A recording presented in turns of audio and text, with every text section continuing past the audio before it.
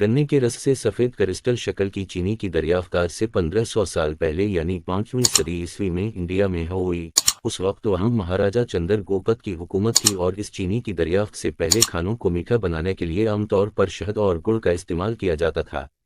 गुड़ की दरियाफ्त की तारीख कोई 3000 साल पुरानी है और ये भी इंडिया, मौजूदा भारत और पाकिस्तान में ही दरियाफ्त हुआ और इसे तिब्बत के तबीब जहां बहुत सी बीमारियों के खिलाफ बतौर दवा इस्तेमाल करते थे वहां इसे कड़वी दवाइयों को मीठा बनाने के लिए भी इस्तेमाल किया जाता था।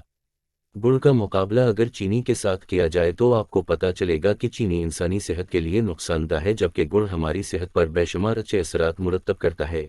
इस आर्टिकल में गुड़ खाने के चंद ऐसे फायदे शामिल किए जा रहे हैं जिन्हें पढ़कर आप अपने मीठे खानों में चीनी की बजाय गुड़ का इस्तेमाल करना शुरू कर देंगे, क्योंकि चीनी खाने से सिर्फ कैलोरीज हासिल होती हैं और ये कैलोरीज जहां जिस्म को मोटा करने का बायस बनती हैं वहां ज़ियादतीस जैसी बीमारी लाभ करने का सबब भी बनती हैं, जबकि गुड़ अपने अंदर कई ऐसे मिनरल्स रखता है जो हमारी सेहत के लिए इंतहाई मुफीद हैं। गुड़ निज़ाम इंहिज़ाम को तवाना करता है। गुड़ कब्ज़ा की बीमारी में इंतहाई मुफीद है क्योंकि ये खुराक को हज़म करने में मदद करता है।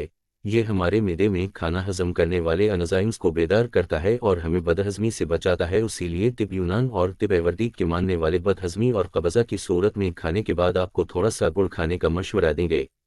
ये जिगर की सफाई करता है। गुड़ हमारे जिगर में से फाजल मादों को खारिज करने में इंतहाई अहम किरदार अदा करता है। इसमें शामिल एंटीऑक्सीडेंट्स और मिनरल्स खास तौर पर जिंक और सेलेनियम हमारे अज़ा को मुतासर करने वाले फ्री रेडिकल्स को कंट्रोल करते हैं और हमें कैंसर जैसे अमराज से बचाने के अलावा हमारे जिस्म में इन्फेक्शंस को कंट्रोल करते हैं और हमारी क़ुव्वत मुदाफ़ियत को ताकतवर बनाते हैं। निज़ाम तनफ़ुस को बेहतर बनाता है और बलगम ख़त्म करता है। गुड़ सानस की बीमारियों में इंतहाई मुफीद चीज़ है।